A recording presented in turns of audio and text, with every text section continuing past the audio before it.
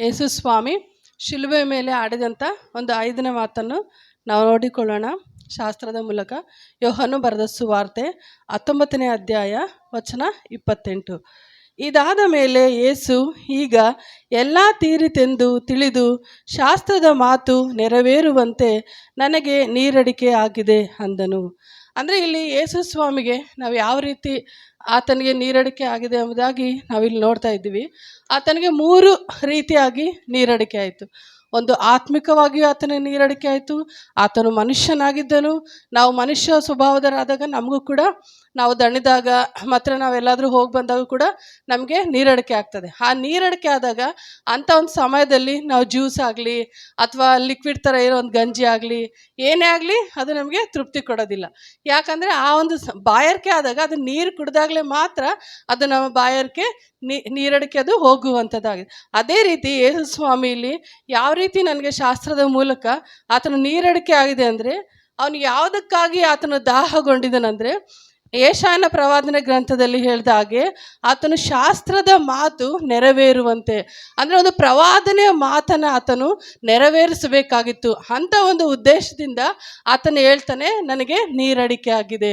ಅಂದರೆ ಅದು ಸ್ವಾಭಾವಿಕವಾದಂಥ ನೀರಡಿಕೆ ಅಲ್ಲ, ಅದು ಆತ್ಮಿಕವಾದಂಥ ನೀರಡಿಕೆ ಆಗಿದೆ ಎಂಬುದಾಗಿ ಅಲ್ಲಿ ಯೇಸು ಸ್ವಾಮಿ ಆ ನೀರಡಿಕೆ ಆಗಿದೆ ಎಂಬುದಾಗಿ ಹೇಳುವುದನ್ನು ನಾವು ನೋಡ್ತೇವೆ. ಯಾಕೆ ಶಾಸ್ತ್ರದ ಮಾತು ಅಂದರೆ, ತಂದೆಯಾದ ದೇವರು ಆಲ್ರೆಡಿ ಆ ಯೇಸು ಕ್ರಿಸ್ತನ ಒಂದು ಬರವಣಿಗೆ ಮುಖಾಂತರ ಹಳೆಯ ಒಡಂಬಡಿಕೆಯಲ್ಲಿ ನಾವು ನೋಡ್ತೀನಿ, ಆತನು ಹೊಸ ಒಡಂಬಡಿಕೆಯಲ್ಲಿ ಬರುವವನಾಗಿದ್ದಾನೆ. ನಮ್ಮ ಪಾಪಗಳಿಗಾಗಿ ಆತನು ಸಾಯಲೇಬೇಕೆಂಬುದಾಗಿ ತಂದೆಯಾದ ದೇವರು ನಿಶ್ಚಯಿಸಿದ್ರಿಂದ ಆತನು ಶಾಸ್ತ್ರದ ಮಾತು ನೆರವೇರಿಸಬೇಕಾಗಿತ್ತು. ಅಂದರೆ ಪ್ರವಾದನೆಯ ಒಂದು ಮಾತುಗಳನ್ನು ಆತನು ನೆರವೇರಿಸಬೇಕಾಗಿತ್ತು. ಅಂದರೆ ಆತನು ಪ್ರವಾದನೆಯ ಮಾತಿಗೆ ಅಷ್ಟು ಬಾಯಾರಿದ್ದವನಾಗಿದ್ದರು. ಆತನು ಅಂದರೆ ಅಷ್ಟು ಹಂಗುಳ್ಳವನಾಗಿದ್ದರು. ಅಂದರೆ ಅದು ನಾನು ನೆರವೇರಿಸಲೇಬೇಕೆಂಬುದಾಗಿ ಆತನು ಡಿಸೈಡ್ ಮಾಡಿದರು. ಇವತ್ತು ನೀವು ಕೂಡ ಯೇಸು ಸ್ವಾಮಿಯೇ ಒಂದು ವಾಗ್ದಾನದ ಮಗುವಾಗಿ, ಒಂದು ಪ್ರವಾದನೆಯ ಮಗುವಾಗಿ, ವರದ ಮಗುವಾಗಿ ಆತನು ನಮಗಾಗಿ ನಿಮಗಾಗಿ ಶಿಲುಬೆ ಮೇಲೆ ಸತ್ತು ಆತನು ತಿರುಗಿ ಹುಟ್ಟಿ ಬಂದಿದ್ದಾನೆ. ಆತನೇ ಒಂದು ವಾಕ್ಯ ಆಗಿ ಕೂಡ ಹುಟ್ಟು ಬಂದಿದ್ದಾನೆ. ಆ ಒಂದು ಪ್ರವಾದನೆ ವರ ಇವತ್ತು ನೀವು ಎಷ್ಟರ ಮಟ್ಟಿಗೆ ನಾವು ಅದನ್ನು ನೆರವೇರಿಸ್ತಾ ಇದ್ದೀವಿ, ಎಷ್ಟರ ಮಟ್ಟಿಗೆ ನಾವು ನಂಬಿಕೆ ಉಳ್ಳವರಾಗಿದ್ದೀವಿ, ಅದ್ರ ಮೇಲೆ ಎಷ್ಟರ ಮಟ್ಟಿಗೆ ನಾವು ಭರವಸೆ ಉಳ್ಳವರಾಗಿದ್ದೀವಿ. ಇವತ್ತು ಎಷ್ಟೋ ಜನ ಬರ್ತಾರೆ, ಪ್ರವಾದನೆ ಹೇಳ್ತಾರೆ, ಅದನ್ನು ನೀವು ಎಂದಾದರೂ ಸೀರಿಯಸ್ ಆಗಿ ತಗೊಂಡಿದ್ದೀರಾ? ಅಥವಾ ಈ ಪ್ರವಾದನೆಯ ವರ ಆಗಿ ಬಂದಿರೋ ಯೇಸು ಸ್ವಾಮಿನೇ ವಾಕ್ಯ ಆಗಿದ್ದಾನೆ. ಅಂದರೆ ಈ ವಾಕ್ಯ ನಾವು ಓದುವಾಗ ಅನೇಕ ಸರಿ ತಂದೆಯಾದ ದೇವರು ನಿಮ್ಮ ಹೃದಯದೊಟ್ಟಿಗೆ ಮಾತನಾಡುವಾಗ ಯಾವ ವಾಕ್ಯ ನಮ್ಮ ದೇವರು ಮಾತಾಡಿದ್ದಾರೆ ಇವತ್ತು ಅದನ್ನು ಸೀರಿಯಸ್ ಆಗಿ ತಗೊಂಡಿದ್ದೀರಾ? ದೇವರು ಪ್ರವಾದನೆ ವಾಕ್ಯನ ಇಷ್ಟು ನೆರವೇರಿಸಬೇಕಾದ್ರೆ, ಆತನೇ ವಾಕ್ಯ ಆಗಿರಬೇಕಾದ್ರೆ ಆತನು ನಮ್ಮ ಜೀವಿತದಲ್ಲಿ ನೆರವೇರಿಸ್ತಾನೆ ಅಂತ ಒಂದು ದೃಢವಾದ ನಂಬಿಕೆ ಇವತ್ತು ನಿಮಗೆ ಬಂದಿದೆ ಎಂಬುದಾಗಿ ನೀವೇ ನಿಮ್ಮ ಹೃದಯಕ್ಕೆ ನೀವು ಪ್ರಶ್ನೆ ಹಾಕಿಕೊಳ್ಳ್ರಿ ಅಂತ ನಾನು ಹೇಳ್ತೀನಿ. ಇದು ಒಂದು ಮೊದಲನೆಯ ನೀರಡಿಕೆ ಆಗಿದೆ. ಅಂದರೆ ಶಾಸ್ತ್ರದ ಮಾತಿಗಾಗಿ ಆತನು ನೀರಡಿಕೆ ಆಗಿದೆ ಎಂಬುದಾಗಿ ಹೇಳ್ತಾನೆ. ಎರಡನೇ ಒಂದು ನೀರಡಿಕೆ ಯಾವುದಂತಂದರೆ, ಆತನು ಶಿಲುಬೆ ಮೇಲೆ ದೇವರ ಒಂದು ಪ್ರಸನ್ನತೆಗಾಗಿ ಆತನು ನೀರಡಿಕೆ ಆಗಿದ್ದನು. ವಾಕ್ಯ ನೋಡಿಕೊಳ್ಳೋಣ. ಯೋಹಾನನ ಬರೆದ ಸುವಾರ್ತೆ 6ನೇ ಅಧ್ಯಾಯ 38ನೇ ವಚನ.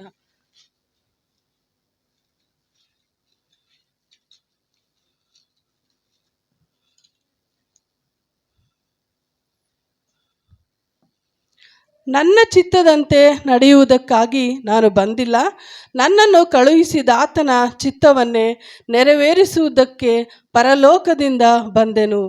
ಆತನು ಹೇಳ್ತಾ ಇದ್ದಾನೆ ಇಲ್ಲಿ, ಇಡೀ ರಾತ್ರಿ ಎಲ್ಲ ಆತನಿಗೆ ಏನು ಮಾಡಿದ್ದಾರೆ, ಸೆರೆಮನೆಯಲ್ಲಿ ಇಟ್ಟಿದ್ದಾರೆ. ಯೇಸು ಸ್ವಾಮಿಗೆ ತಿರುಬೆಳಗ್ಗೆ ಆತನಿಗೆ ಶಿಲುಬೆಗೆ ಹಾಕ್ಲಿಕ್ಕೆ ಕರ್ಕೊಂಡು ಬರ್ತಿದ್ದಾರೆ. ಆತನ ಮೈಯೆಲ್ಲ ಜಜ್ಜಲ್ಪಟ್ಟಿದೆ, ಆತನ ರಕ್ತ ನೀರಿನ ಥರ ಸೋರಲ್ಪಟ್ಟಿದೆ. ಅಂದರೆ ನೀರಿನ ಥರ ಆತನ ನಮಗಾಗಿ ಇವತ್ತು ಹರಿಸಿದ್ದಾನೆ. ಅಂದರೆ ಆತನಿಗೆ ಬಲನೇ ಇಲ್ಲ. ಈಗ ನಾವು ಒಂದ್ಸರಿ ಏನಾದರೂ ಭಾಳ ಕೆಲಸ ಮಾಡಿದಾಗ ಏನಾದರೂ ನಮಗೆ ಟಯರ್ಡ್ ಅನ್ನೋದು ಆಗ್ತದೆ. ಅಂದರೆ ಅವನಿಗೆ ಅಷ್ಟು, ಯೇಸು ಸ್ವಾಮಿಗೆ ಅಷ್ಟು ರೀತಿಯಾಗಿ ಹಿಂಸಿಸಿದ್ರು. ಆತನಿಗೆ ಇಡೀ ದೇಹದ ಮಾಂಸ ಎಲ್ಲ ಕಿತ್ತು ಬರಾಗಿ ಹೊಡೆದಿದ್ರು.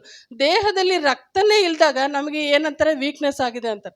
ಅದೇ ರೀತಿಯಾಗಿ ಯೇಸು ಸ್ವಾಮಿಗೆ ರಕ್ತನೇ ಇರಲಿಲ್ಲ ದೇಹದಲ್ಲಿ.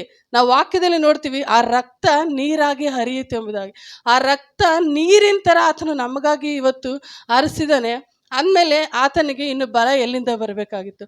ಆತನಿಗೆ ಪ್ರಾಣ ಕೊಡುವಂಥ ಸಮಯದಲ್ಲಿ ಆತನಿಗೆ ಕೇಳ್ತಾನೆ, ತಂದೆಯಾದ ದೇವರೇ, ನನ್ನ ಚಿತ್ತದಂತೆ ನಾನು ನಡೆಯೋಕ್ಕೆ ಬಂದಿಲ್ಲ, ನಿನ್ನ ಚಿತ್ತ ನೆರವೇರಿಸ್ಬೇಕು.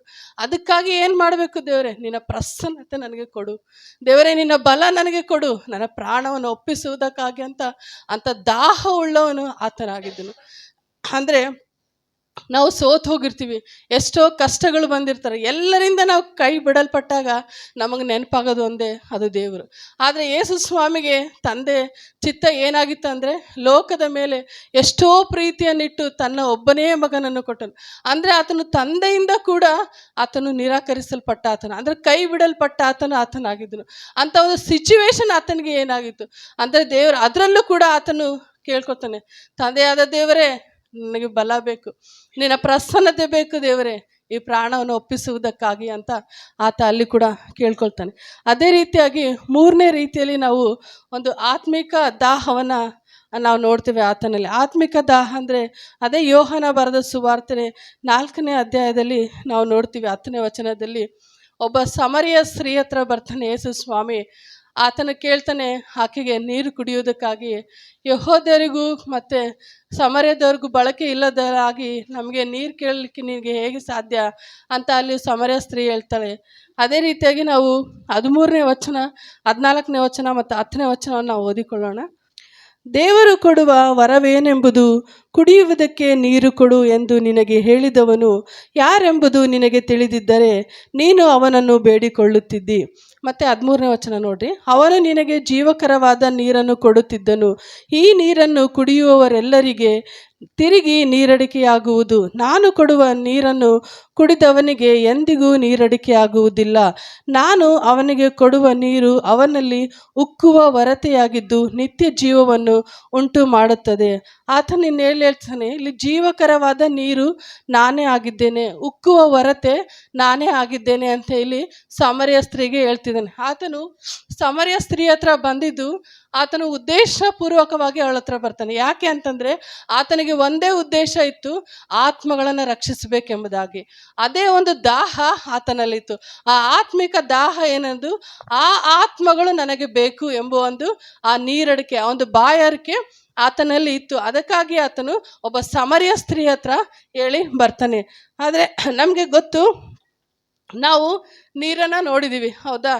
ಈ ನೀರು ನಿಮಗೆಲ್ಲ ಹೇಗೆ ಕಾಣಿಸ್ತಾ ಇದೆ? ಕ್ಲಿಯರಾಗಿ ಕಾಣಿಸ್ತಾ ಇದೆ ಅಲ್ಲ? ಏನಾದರೂ ಗಲೀಜಿದೆಯಾ? ಇಲ್ಲ, ಹೌದಾ? ಈ ನೀರು ಯಾವ ರೀತಿ ಪರಿಶುದ್ಧವಾಗಿದೆಯೋ ಅದೇ ರೀತಿಯಾಗಿ ಯೇಸು ಸ್ವಾಮಿ ಕೂಡ ಒಂದು ಪರಿಶುದ್ಧವಾದ ಜೀವನವನ್ನು ಈ ಲೋಕದಲ್ಲಿ ಆತನು ನಡೆಸಿದನು.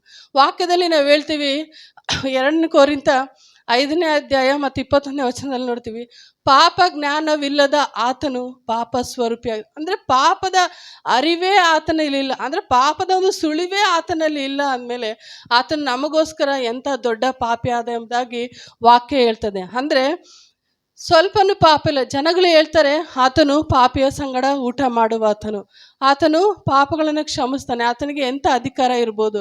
ಅಂದರೆ ಪಾಪಿಗಳ ಸಂಗಡ ಜೀವಿಸ್ತಾ ಇದ್ದಾನೆ ಅಂದರೆ ಅವನು ಯಾರಾಗಿದ್ದಾನೆ? ಪಾಪಿ ಆಗಿದ್ದಾನೆ. ದೇವರ ದೂಷಣೆ ಮಾತುಗಳನ್ನು ಅವನು ಆಡ್ತಾ ಇದ್ದಾನೆ, ಅದಕ್ಕೆ ಅವನು ಪಾಪಿ ಆಗಿದ್ದಾನೆ ಎಂಬುದಾಗಿ ಜನರು ಕೂಡ ಆತನನ್ನು ಏನು ಮಾಡ್ತಾರೆ? ಪಾಪಿ ಎಂಬುದಾಗಿ ಹೇಳ್ತಾರೆ. ಆದರೆ ಅವನು ಪಾಪಿ ಸಂಗಡ ಕೂಡ ಜೀವಿಸಿದಾಗ ಈ ನೀರು ಯಾವ ರೀತಿ ಪರಿಶುದ್ಧವಾಗಿದೆಯೋ ಅದೇ ರೀತಿಯಾಗಿ ಒಂದು ದಿವಸ ಆದರೂ, ಒಂದು ಕ್ಷಣ ಆದರೂ, ಅವನು 33.5 ವರ್ಷ ಯೇಸು ಸ್ವಾಮಿ ಜೀವನ ಮಾಡಿದ್ರು, ಒಂದು ದಿವಸ ಆತನು ತಪ್ಪು ಮಾಡಲಿಲ್ಲ. ಆತನು ತಂದೆಗೆ ಚಿತ್ತದ ಪ್ರಕಾರವಾಗಿ ನೀತಿಯುಳ್ಳವನಾಗಿ ಪರಿಶುದ್ಧನಾಗಿ ಇವತ್ತು ಜೀವಿಸಿದನು ಆತನು. ಮತ್ತು ಇದನ್ನು ನಾವು ಸೈಂಟಿಫಿಕ್ ಆಗಿ ನೋಡಿದ್ರೆ ಈ ವಾಟ್ರಲ್ಲಿ ನಮಗೆ ಕಲರ್ ಪಕ್ಕ ಗೊತ್ತಿಲ್ಲ, ಅಂದರೆ ಇದು ಕಲರ್ಲೆಸ್ ಆಗಿದೆ ಅಂತ ಸೈಂಟಿಫಿಕ್ ಆಗಿ ಪ್ರೂವ್ ಆಗಿದೆ. ಅದೇ ರೀತಿಯಾಗಿ ಅವನು ಪರಲೋಕದಲ್ಲಿ ಲಕ್ಷಾಂತರ ದೂತರು ಆತನಿಗೆ ಸೇವಕರಾಗಿದ್ದರು, ಆತನ ಸಿಂಹಾಸನ ಇತ್ತು, ಆತನಿಗೆ ಪದವಿ ಇತ್ತು. ಆತನು ಎಲ್ಲವನ್ನು ಬಿಟ್ಟು ಇವತ್ತು ನಮಗಾಗಿ ನಿಮಗಾಗಿ ಆತನು ಕಲರ್ಲೆಸ್ ಆದನು. ಅಂದರೆ ಆತನು ಈ ಅರಮನೆಯಲ್ಲಿ ಬೇಕಾದಾಗ ಆತನು ಜೀವನ ಮಾಡ್ಬೋದಾಗಿತ್ತು, ಆದರೆ ಆತನು ನಮಗಾಗಿ ಇವತ್ತು ಎಲ್ಲ ರೀತಿಯಾಗಿ ಆತನು ಬಿಟ್ಟು ನಮಗಾಗಿ ಒಂದು ವಿಕಾರವಾಗಿ ಸುಂದರವಾಗಿರುವ ಆತನು ನಮಗೆ ವಿಕಾರವಾಗಿ ಸತ್ತಿದ್ದಾನೆ. ಮೈಯಲ್ಲಿ ಕೂಡ ಒಂದು ಚೂರು ಮಾಂಸ ಇಲ್ಲದ ರೀತಿಯಲ್ಲಿ ಕಿತ್ತು ಬರೋ ಹಾಗೆ ಆತನನ್ನು ಹೊಡೆದಿದ್ದಾರೆ. ಇಡೀ ರಕ್ತವೆಲ್ಲ ಆತನ ಸುರಿಸಿ, ಅಂದರೆ ಆತನ ಮುಖ ಕೂಡ ನೋಡೋಕ್ಕೆ ಆಗ್ತಿರ್ಲಿಲ್ಲ, ಅಷ್ಟು ರೀತಿಯಾಗಿ ಅವನಿಗೆ ಹೊಡೆದಿದ್ರಂತೆ ಯೇಸು ಸ್ವಾಮಿ. ಅಷ್ಟೊಂದು ವಿಕಾರ ಆತನು ನಮಗೋಸ್ಕರ ಇವತ್ತು ನಿಮಗೋಸ್ಕರ ಆಗಿದ್ದಾನೆ. ಅಂದರೆ ಕಲರ್ಫುಲ್ ಆಗಿರೋ ವ್ಯಕ್ತಿ ಇವತ್ತು ನಮಗೆ ನಿಮಗೆ ಕಲರ್ಲೆಸ್ ಆಗಿ ಆತನು ಬಂದಿದ್ದಾನೆ ಎಂಬುದಾಗಿ ವಾಕ್ಯ ಹೇಳ್ತದೆ. ಅದೇ ರೀತಿಯಾಗಿ ಈ ಒಂದು ನೀರಲ್ಲಿ ನಾವು ಒಂದು ವಸ್ತು ಹಾಕ್ತೀವಿ, ಆ ವಸ್ತು ಈ ನೀರಿಗಿಂತ ವಸ್ತು ದೊಡ್ಡದಾಗಿ ಕಾಣಿಸುತ್ತೆ. ಯಾಕೆ ಅಂದರೆ ಯೇಸು ಸ್ವಾಮಿ ಒಂದು ಉದಾಹರಣೆ ಮುಖಾಂತರ ತೋರಿಸ್ತಾರೆ. ಸೊಂಟಕ್ಕೆ ಒಂದು ಬಟ್ಟೆಯನ್ನು ಕಟ್ಟಿಕೊಂಡು ಶಿಷ್ಯರ ಕಾಲನ್ನು ಆತನ ತೊಳಿತಾನೆ. ಯಾಕೆ ಅಂದರೆ ನಾವು ಮಾಡಿದ ರೀತಿಯಲ್ಲಿ ನೀವು ಕೂಡ ಮಾಡಬೇಕೆಂಬುದಾಗಿ ವಾಕ್ಯದಲ್ಲಿ ನಾವು ನೋಡ್ತೀವಿ. ಅಂದರೆ ಆತನು ತಗ್ಗಿಸಿಕೊಂಡನು. ಈ ನೀರಿನಲ್ಲಿ ಯಾಕೆ ಆ ಒಂದು ವಸ್ತು ದೊಡ್ಡದಾಯ್ತು ಅಂದರೆ ಆತನು ಅವರನ್ನು ಹೆಚ್ಚಿಸಿದನು. ನನಗಿಂತ ಆತನು ಶ್ರೇಷ್ಠ ಎಂಬುದಾಗಿ ಆತನು ನೆನೆಸಿದನು. ಹೌದು, ಇವತ್ತು ಯೇಸು ಸ್ವಾಮಿ ತೋರಿಸಿದ್ರೆ ಯಾರನ್ನು ನೀವು ಹೀನೈಸಬೇಡ್ರಿ, ಅವರನ್ನು ಶ್ರೇಷ್ಠರೆಂದು ಎಣಿಸ್ರಿ, ಅವ್ರಿಗೆ ತಕ್ಕ ಬೆಲೆ ಕೊಡ್ರಿ, ಗೌರವ ಕೊಡ್ರಿ ಎಂಬುದಾಗಿ ಯೇಸು ಸ್ವಾಮಿ ಒಂದು ಶಿಷ್ಯರ ಕಾಲನ್ನು ತೊಳೆಯೋದ್ರ ಮುಖಾಂತರ ಆತನು ತೋರಿಸಿಕೊಟ್ರು. ಮತ್ತು ನೀರನ್ನ ನಾವು ಕೆಳಗಿಂದ ಮೇಲೆ ಹಾಕ್ತೀವೋ ಅಥವಾ ನೀರು ಮೇಲಿಂದ ಕೆಳಗೆ ಬರ್ತದೆ. ನೀರನ್ನು ನಾವು ಎಷ್ಟೇ ಕೆಳಗಿಂದ ಹಾಕಿದ್ರು ಅದು ಮತ್ತೆ ಕೆಳಗೆ ಬರ್ತದೆ. ಆದರೆ ಯೇಸು ಸ್ವಾಮಿ ಮೇಲಿನಿಂದ ಆತನು ನಮಗಾಗಿ ಬಂದನು. ಅಂದರೆ ಆತನು ತಂದೆಯ ಒಂದು ಜಾಗದಲ್ಲಿ ಇರುವ ಆತನು ಎಲ್ಲವನ್ನ ತ್ಯಜಿಸಿ ಇವತ್ತು ನಮಗಾಗಿ ಒಂದು ಜೀವ ಜಲವಾಗಿ, ಒಂದು ಜೀವಕರವಾದ ನೀರಾಗಿ ಆತನು ನಮಗಾಗಿ ಇವತ್ತು ನಿಮಗಾಗಿ ಬಂದಿದ್ದಾನೆ. ಹಲ್ಲೆಲೂಯಾ. ನೀರನ್ನ ನಾವು ನೋಡಿದ್ವಿ, ಇಷ್ಟು ನೀರು ಬಗ್ಗೆ. ಈ ನೀರನ್ನ ಒಂದು ನಾವೇನು ಮಾಡ್ತೀವಿ, ಇದನ್ನು ನಾವೇ ಕೈಗೆತ್ಕೋಬೇಕು. ಇವಾಗ ನಮಗೆ ಬಾಯಾರಿಕೆ ಆಯಿತು ಅಂದರೆ ಒಂದು ವೇಳೆ ನಾವೇ ಇದನ್ನು ತಗೊಂಡು ಕುಡಿಬೇಕು. ಅದೇ ರೀತಿಯಾಗಿ ಇಲ್ಲಿ ಉದಾಹರಣೆಗೆ ಒಂದು ಬೆಳ್ಳಿ ಪಾತ್ರೆ ಇದೆ ಅಂದ್ಕೊಳ್ರಿ, ಒಂದು ಬಂಗಾರದ ಪಾತ್ರೆ ಇದೆ ಅಂದ್ಕೊಳ್ರಿ, ಒಂದು ಕೆಟ್ಟ ಪಾತ್ರೆ, ಒಂದು ಒಳ್ಳೆಯ ಪಾತ್ರೆ ಇದೆ ಅಂದ್ಕೊಳ್ರಿ. ಈ ಎಲ್ಲದಕ್ಕೂ ನೀರು ಹಾಕಿದಾಗ ಇದು ನೀರು ಹೋಗಲ್ಲ ಅನ್ನುತ್ತಾ? ಇಲ್ಲ ತಾನೆ. ನೀರು ಇದು ಯಾವ ಪಾತ್ರೆಗೆ ಹಾಕಿದ್ರೂ ಹೋಗುತ್ತೆ. ಅದೇ ರೀತಿಯಾಗಿ ಯೇಸು ಸ್ವಾಮಿ ಇವತ್ತು ನೀನು ಬಡವ ಇದ್ದಿ, ನೀನು ಶ್ರೀಮಂತ ಇದ್ದೀಯಾ, ನೀನು ದೀನನಾಗಿದ್ಯಾ, ನೀನು ಕೆಟ್ಟವನಾಗಿದ್ಯಾ, ನೀನು ಅನೀತಿ ಉಳ್ಳವನಾಗಿದ್ಯಾ ಅಂತ ಯಾರನ್ನು ಕೂಡ ಆ ರೀತಿಯಾಗಿ ಆತನು ಎಣಿಸ್ಲಿಲ್ಲ. ಆತನು ಒಂದೇ ಯೋಚನೆ ಮಾಡಿದನು, ಯಾರು ನನ್ನನ್ನು ಹೃದಯದಲ್ಲಿ ಸ್ವೀಕಾರ ಮಾಡ್ತಾರೆ ಅವರಲ್ಲಿ ಬರೋದಕ್ಕೆ ನಾನು ಸಿದ್ಧನಾಗಿದ್ದೇನೆ ಎಂಬುದಾಗಿ. ಹಲ್ಲೆಲೂಯಾ. ಮತ್ತು ನೀರು ಕೂಡ ಇದನ್ನು ನಾವು ಒಂದು ಪಾತ್ರೆಯಲ್ಲಿ ಬಿಸಿ ಮಾಡಿದಾಗ ಈ ನೀರು ಏನಾಗ್ತದೆ, ಇದು ಆವಿ ಆಗ್ತದೆ. ಈ ನೀರನ್ನು ಬಿಸಿ ಮಾಡಿದಾಗ ಇದು ಆವಿ ಆಗ್ತದ. ನೀರನ್ನು ಎಷ್ಟೇ ನೀವು ಕುದಿಸ್ರಿ ಅದು ಹೊಗೆ ರೀತಿಯಾಗಿ ಮೇಲಕ್ಕೆ ಹೋಗ್ತದೆ. ಅದೇ ರೀತಿಯಾಗಿ ಯೇಸು ಸ್ವಾಮಿನ ಎಷ್ಟು ಹಿಂಸಿಸಿದ್ರು, ಎಷ್ಟು ನೋಯಿಸಿದ್ರು, ಎಷ್ಟು ರಕ್ತವನ್ನು ಸುರಿಸಿದ್ರು. ದೇವರು ಇವತ್ತು ನಮಗಾಗಿ, ನಮ್ಮನ್ನು ರಕ್ಷಿಸಬೇಕಾಗಿ, ನಮ್ಮ ಆತ್ಮಗಳನ್ನು ರಕ್ಷಿಸಬೇಕೆಂಬುದಾಗಿ ಆತನು ಅಷ್ಟೆಲ್ಲ ನೋವನ್ನು ಸಹಿಸಿಕೊಂಡು ಯಾವ ರೀತಿ ನಾವು ನೀರನ್ನು ಬಿಸಿ ಮಾಡಿದಾಗ ಹಾವಿ ಹೊಗೆಯಾಗಿ ಹೋಯ್ತು, ಅಷ್ಟು ಉನ್ನತ ಸ್ಥಾನಕ್ಕೆ ಆತನು ಹೋದನು ಎಂಬುದಾಗಿ. Hallelujah, hallelujah. ವಾಕ್ಯ ಹೇಳ್ತದೆ, ಆಕಾಶದ ಕೆಳಗೆ ಭೂಮಿಯ ಮೇಲೆ ಯೇಸುವಿನ ನಾಮದವಲ್ಲದ ಹೊರತು ಬೇರೆ ಯಾವ ನಾಮವು ರಕ್ಷಣೆಯಲ್ಲಿ ಬರಲಿಕ್ಕೆ ಸಾಧ್ಯ ಇಲ್ಲ ಎಂಬುದಾಗಿ. ಯೇಸು ಸ್ವಾಮಿ ಒಂದು ನಾಮ ಒಂದೇ, ಆತನು ರಕ್ಷಿಸುವ ಆತನಾಗಿದ್ದಾನೆ. Hallelujah, hallelujah. ಆತನು ಅಂತ ಒಂದು ಉನ್ನತ ಸ್ಥಾನ ಬಿಟ್ಟು, ಆತನ ಪದವಿ ಬಿಟ್ಟು, ಒಂದು ತಂದೆಯ ಚಿತ್ತಕ್ಕೆ ವಿಧೇಯನಾಗಿ ತನ್ನನ್ನೇ ತಾನು ಆತನು ಶಿಲುವೆ ಮೇಲೆ ಅರ್ಪಿಸಿದನು. ಇವತ್ತು ನಾವು ನೀವು ಆ ಜೀವಕರವಾದ ನೀರನ್ನು ತೆಗೆದುಕೊಳ್ಳೋಕ್ಕೆ ಸಿದ್ಧವಾಗಿದ್ದೀವ? ಆತ್ಮ ನೀತಿಗೆ ಬಾಯರದ ರೀತಿಯಲ್ಲಿ ಒಂದು ಪರಿಶುದ್ಧವಾದ ಜೀವಿತವನ್ನು ಜೀವಿಸಲಿಕ್ಕೆ ರೆಡಿ ಇದ್ದೀವ? ತ್ಯಾಗವನ್ನು ಮಾಡ್ತಾ ಇದ್ದೀವಿ ಎಂಬುದಾಗಿ ನಮ್ಮನ್ನು ನಾವು ಪ್ರಶ್ನಿಸಿಕೊಳ್ಳೋಣ. Hallelujah, hallelujah. ನಾನು ನಂಬ್ತೇನೆ ದೇವರು ಕೊಟ್ಟಂಥ ಈ ಶಾಸ್ತ್ರವಚನವನ್ನು ಆಶೀರ್ವದಿಸಲ್ಪಟ್ಟಿದ್ದೀರಿ ಎಂಬುದಾಗಿ. ಆಮೇಲೆ